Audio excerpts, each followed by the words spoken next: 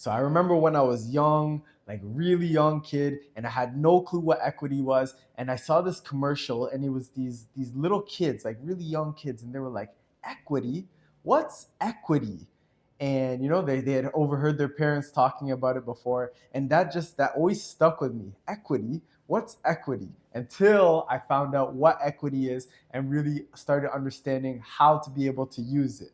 I'm Bawanka with the Compass team, and what we want to break down right now is we want to break down equity and really help you understand what equity is. Now, simply said, equity is the amount of money that's in your home that is available to you per se.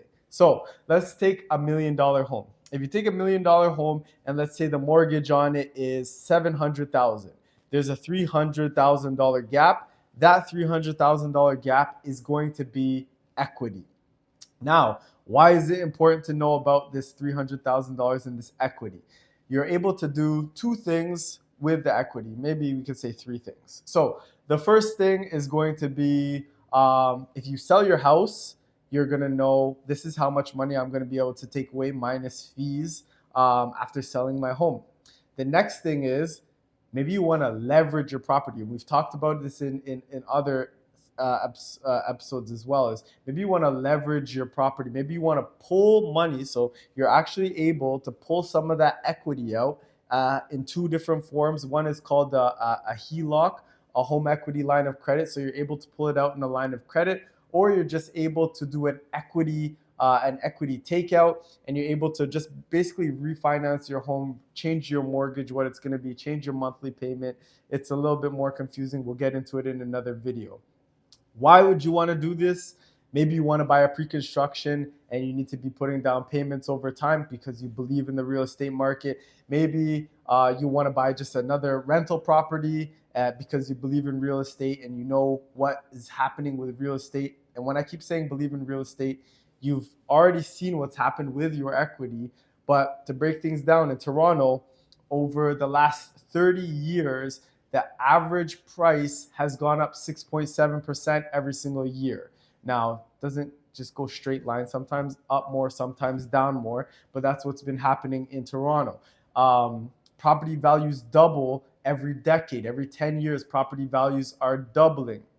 So that's another thing to keep in mind as well. And kind of the third thing, it's similar to the first or the second one, but you may want to take out money to help your kids to be able to buy their home, or to help a family member be able to buy their home. So that's why it's important to know what your equity is, because you're able to use that to leverage to be able to get the next place. So the other thing I want to kind of break down for you is, let's say you buy a home a long time ago, $300,000, and let's say it's now worth $1.2 million. Well, guess what? You did great in real estate. But now let's understand what your equity is. 300,000 and you've paid off that mortgage. Your mortgage is at zero and you own a home that's now worth 1.2.